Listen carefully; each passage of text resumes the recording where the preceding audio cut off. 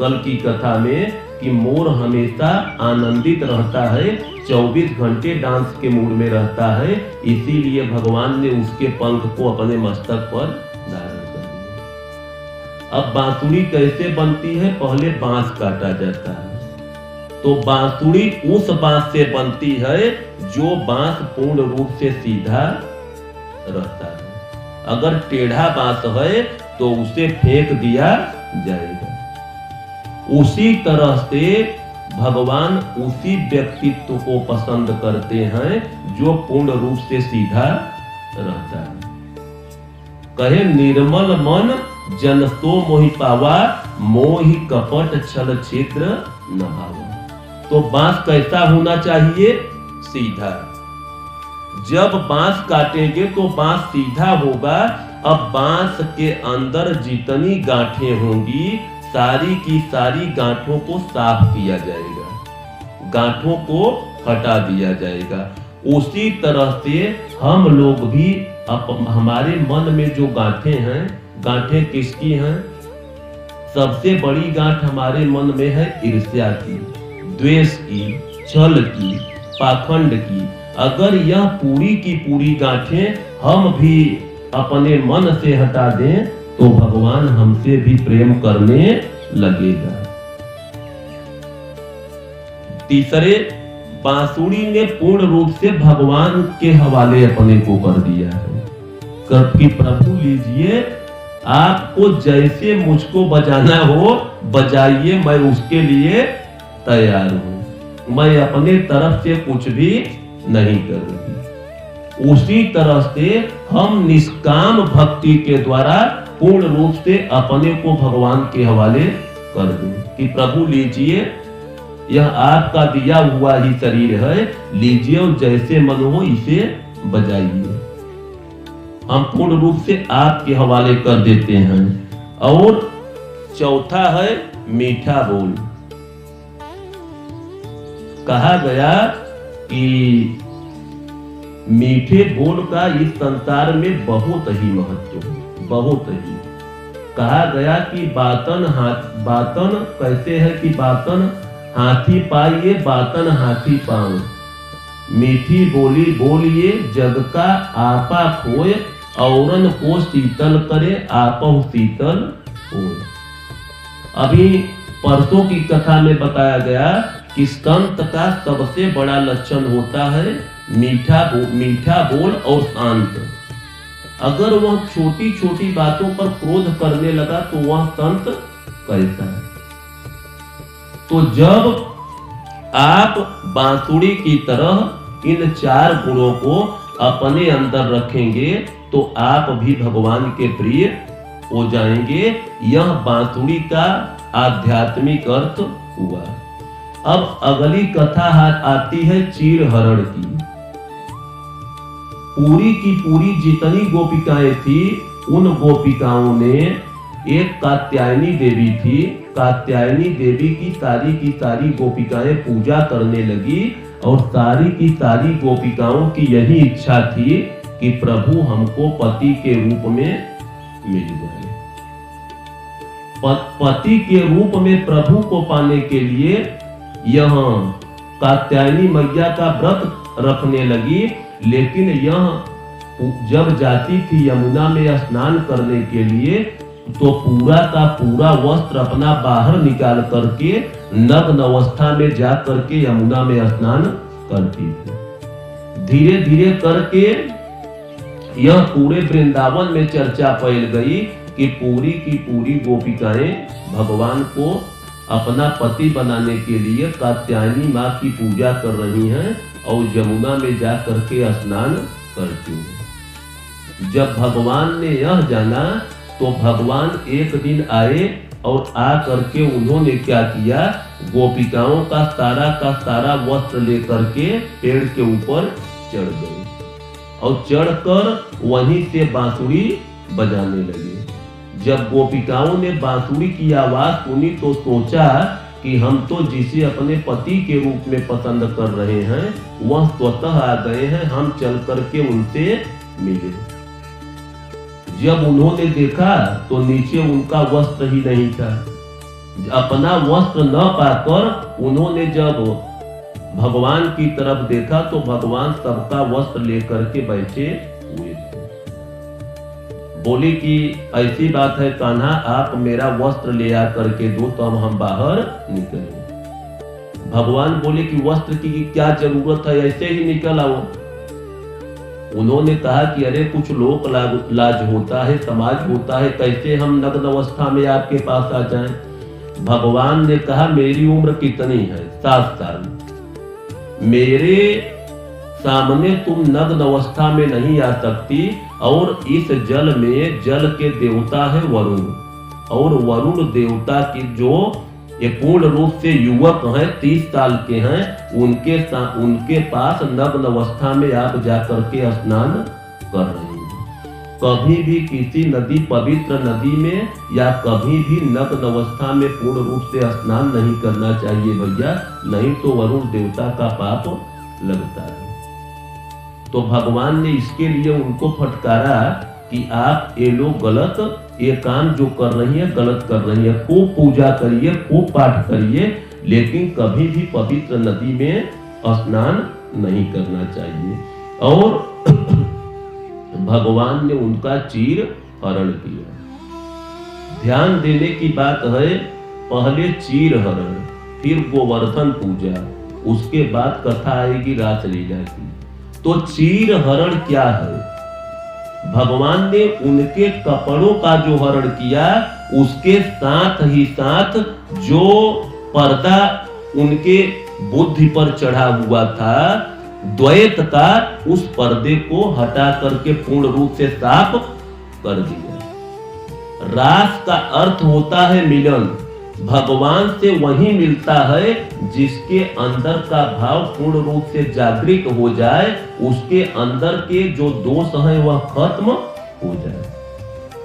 तो भगवान उनको मिलने के लिए भक्त को अपने तैयार कर रहे हैं।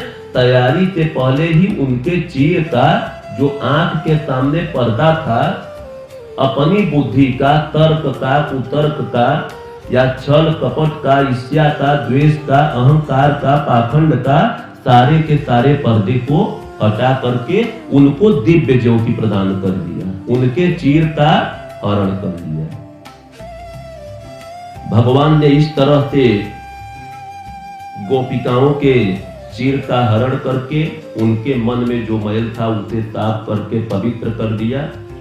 उसके बाद एक दिन भगवान ने देखा कि सारे के सारे वृंदावन के वासी इंद्र की पूजा करने में लगे हुए। भगवान बोले कि अरे ये इंद्र कौन देवता है? इंद्र आदि देवता पूजा करने के योग्य नहीं है, आप लोग उनकी पूजा क्यों कर रहे हैं, बतलाइए।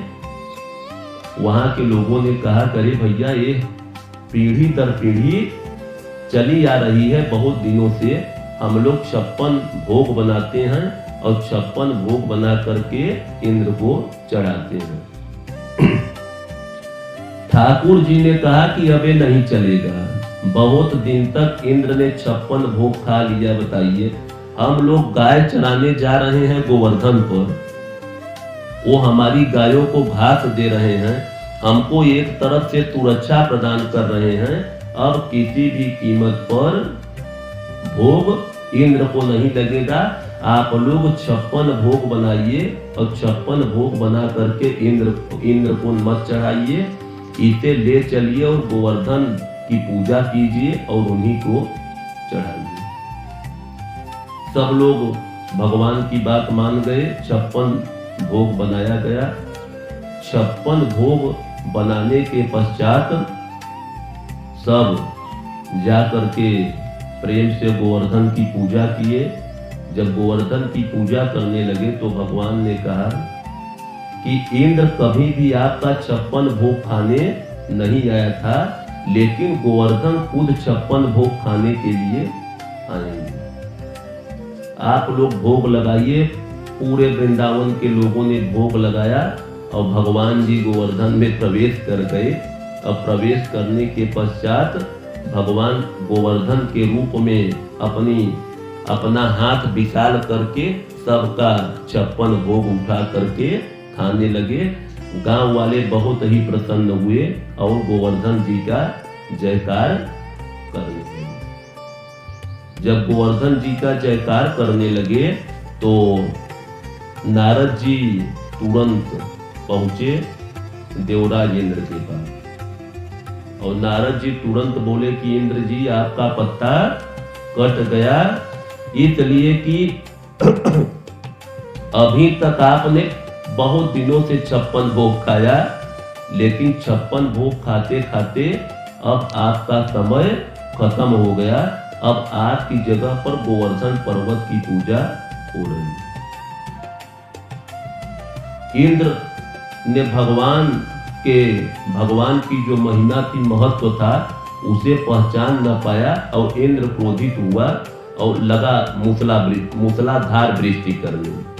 जब वृष्टि करने लगा, भगवान ने कहा कि किसी की भी कोई चिंता मत करिए, आप लोग जितनी इच्छा हो इंद्र वृष्टि करे। जिस गोवर्धन की आपने पूजा की है वही गोवर्धन आप लोगों को बचाएंगे। भगवान ने अपने बाएं हाथ के इस अंगुली से, एकदम लास्ट वाली अंगुली से पूरे के पूरे गोवर्धन पर्वत को उठा लिया और उसी में पूरे के पूरे वृंदावन के लोग अपनी गाय बछड़ों सहित आ गए। इंद्र 48 घंटे तक लगातार बारिश किया।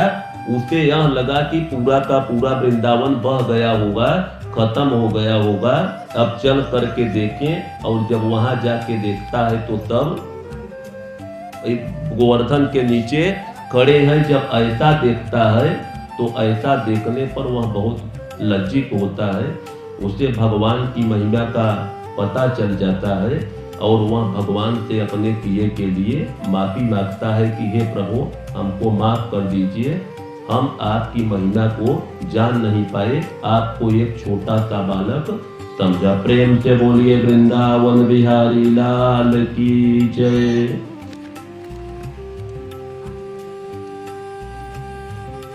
अब गोपिकाएं तपस्या कर रही हैं भगवान को अपना ठाकुर जी को पति बनाने के लिए।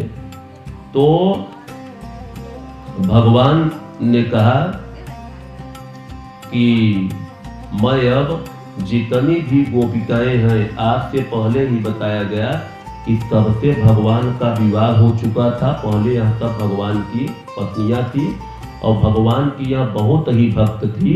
तो जितनी गोपियां चीरहरण में थी, भगवान ने उनके साथ रास करने का निश्चय किया। रास का मतलब होता है आत्मा और परमात्मा का मिलन। जब हम क्या है, ईश्वर अंश जीव अविनाशी, हम लोग भी ईश्वर के ही अंश हैं और रास में परमात्मा अपने भक्तों से मिलता है। जिनके ऊपर प्रसन्न हो जाए, कलयुग में भी भगवान श्री कृष्ण ने मीराबाई से रास किया। तो जो रास का मतलब आजकल भगवान श्री कृष्ण और राज रास लीला चल रही है, एक तरफ कृष्ण बने हैं, एक तरफ राधा बनी है, डांस हो रहा है।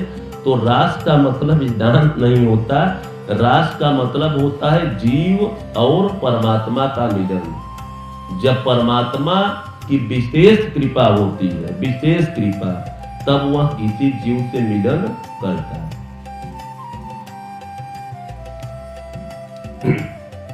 लगभग काफी रात हो चुकी है। मध्य रात्रि में भगवान ने बांसुरी बजाना प्रारंभ किया गोपिकाओं को बुलाने के लिए। और गोपिकाएं अपने अपने काम में लगी हुई हैं। एक गोपिका क्या कर रही थी कि गाय से दूध निकाल रही थी। जब उसने बांसुरी की आवाज सुनी तो वह वहीं पर दूध छोड़ करके जाने लगी। एक गोपिका अपने सास ससुर की सेवा कर रही थी, वह सेवा छोड़ करके भगवान के रास में जाने लगी। एक गोपिका भगवान की पूजा कर रही थी, वह पूजा छोड़ करके भगवान के रास में जाने लगी, भगवान बुला रहे। इस तरह से सारी की सारी गोपिकाएं किसी न किसी काम में लगी हुई थी। वह सारा का सारा काम छोड़ करके प्रभु के रास के लिए जाने लगी। तो जो गाय का दूध दोह रही थी, यह क्या है? अर्थ पैदा करना। तो उसने अपने अर्थ को छोड़ दिया। जो अपने सास ससुर की पूजा कर रही थी, उसने अपने सास ससुर की सेवा कर रही थी, उसने अपने धर्म को छोड़ दिया। जो पूजा कर रही थी, उसने अपने मोक्ष को छोड़ दिया, क्योंकि पूजा के द्वारा ही मोक्ष प्राप्त होता है। तो जब हम अपने अर्थ धर्म काम मोक्ष सबको छोड़ दें और केवल ठाकुर के लिए ही समर्पित हो जाएं, तो तब जाकर के ठाकुर किसी के साथ रास करते हैं। घर वाले सब खड़े हो गए रोकने के लिए गोपिकाओं को। सब शादीशुदा हैं कि अरे 12 बज रहा है, रात है, तुम लोग कहाँ जा रही हो? लेकिन उन्होंने किसी की बात नहीं मानी और वह बांसुरी की आवाज पर खींची चली गई।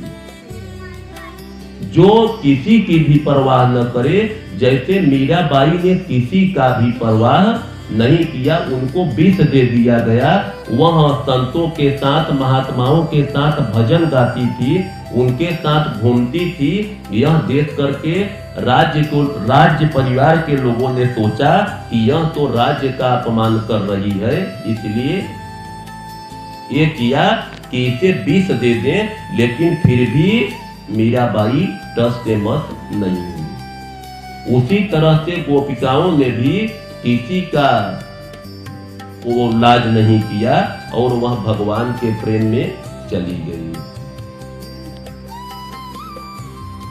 जब गोपिकाएं पहुंची तो भगवान ने क्या कहा? स्वागतंभो महाभागो। आइए गोपिकाएं, आप बहुत महान भाग्यशाली हैं, आपका स्वागत है। स्वागतंभो महाभागे। तो महाभागे का मतलब महाभाग्यशाली है, भगवान ने कहा। हम लोग क्या करते हैं, जैसे मान लीजिए हमारे 2 लड़के हैं, एक IAS हो गया, एक PCS हो गया, खूब पैसा कमाए, अच्छी बिल्डिंग बन गई, तो ये कहा जाता है कि भैया बहुत भाग्यशाली है। तो हर इतना भाग्य बा कि 2 लड़कियां, एक DM, एक SDM, 4 मकान वहां, 5 मकान वहां, बहुत पैसा बा, बहुत। लेकिन हमारा शास्त्र क्या कहता है? हमारा शास्त्र ऐसे व्यक्तियों को भाग्यशाली नहीं मानता है। हमारा शास्त्र किसको भाग्यशाली मानता है कि हमारे शास्त्र में कौन भाग्यशाली है? तो हमारा शास्त्र कहता है, सोई गुणज्ञ सोई बड़ भागी, सोई गुणज्ञ सोई बड़ भागी, जो रघुबीर चरण अनुरागी, सोई गुणज्ञ सोई बड़ भागी, जो रघुबीर चरण अनुरागी। शास्त्र क्या कह रहा है? कौन बड़ भागी है? सबसे बड़ा भाग्यवान वही है जिसकी भगवान के चरणों में प्रीति हो जाए। जब भगवान के चरणों में प्रीति हो जाएगी तो वही सबसे बड़ा भाग्यशाली होगा। और सबसे बड़ा इस कलिकाल में अभागा कौन है? सबसे बड़ा वह अभागा है जिसकी प्रभु के चरणों में प्रीति न हो। सबसे बड़ा अभागा भगवान शिव जी कह रहे हैं कि सबसे बड़ा अभागा वही है कि सुनहु उमाते लोग अभागी, हरित जिहोहि विषय अनुरागी। सुनहु उमाते लोग अभागी, हरित जिहोहि विषय अनुरागी। जो हरि को छोड़ करके पूर्ण रूप से अपने को विषय के हवाले कर देते हैं, काम के हवाले कर देते हैं, उनसे बड़ा इस संसार में कोई भी अभागा नहीं है, क्योंकि भगवान शंकर ही कह रहे हैं क्या, उमा कहूँ नीच अनुभव अपना, सतहरि भजन जगत सब सपना। उमा कहूँ नीच अनुभव अपना, सतहरि भजन जगत सब सपना। उमा, मैं अपना अनुभव बतला रहा हूँ कि इस संसार में अगर सत्य है तो वह केवल भगवान का भजन है, और अगर सत्य है तो भगवान की शरण में जाना ही सत्य है। लेकिन भूलवश इस संसार, स्वप्न रूपी संसार को ही हम सच्चा मान लेते हैं। लेकिन यह संसार केवल एक पानी का बुलबुला है, यह अविनाशी है। यह संसार जो है यह विनाशी है, इसलिए विनाशी से प्रीति न करके अविनाशी से प्रीति कीजिए। जब अविनाशी से प्रीति करेंगे, प्रेम करेंगे, तो उसका प्रेम अस्थाई होगा।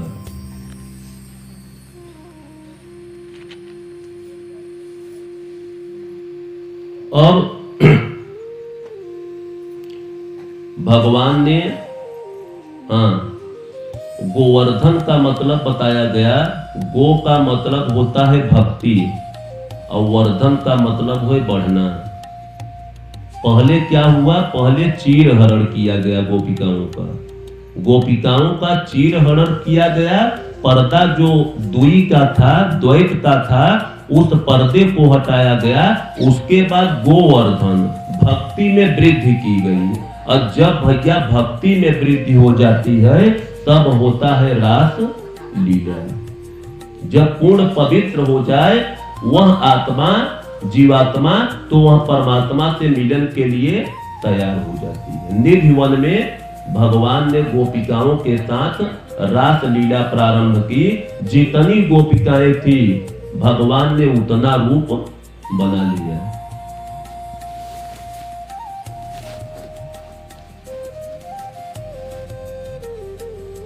जब भगवान ने उतना रूप बना लिया तो रास लीला जब भगवान ने प्रारंभ की, गोपिकाओं के बाहों में अपना बाह डालकर भगवान ने जब नृत्य प्रारंभ किया, गोपिकाओं को घमंड हो गया कि प्रभु केवल मेरे ही साथ नृत्य कर रहे हैं, बाकी गोपिकाओं के साथ नहीं।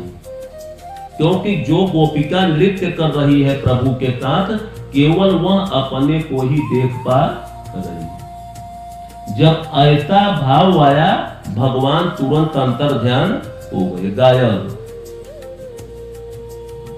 मन में जरा सा अहंकार हुआ, भगवान वहां से गायब हो गए और गोपिकाएं उनको ढूंढती रही, पता लगाती रही, लेकिन भगवान का कहीं भी पता नहीं चला। काफी प्रयास के बाद जब वह थक हार गई तो बैठ करके विलाप करने लगी। जब वह विलाप करने लगी तो उनके मन में जो अहंकार का भाव था वह उनके विलाप करने से धीरे धीरे मिट गया और पुनः ठाकुर जी आकर के सबके साथ नृत्य करने लगी। अब यह नहीं कहा गया कि यह कब खत्म हुआ, तो रास लीला भगवान की निधि वन में हमेशा चल रही है, हमेशा चल रही है। यह रास लीला कभी भी बंद नहीं होती। भगवान अपने भक्तों के साथ हमेशा रास लीला करता रहता है। बोलिए प्रेम से वृंदावन बिहारी लाल की जय।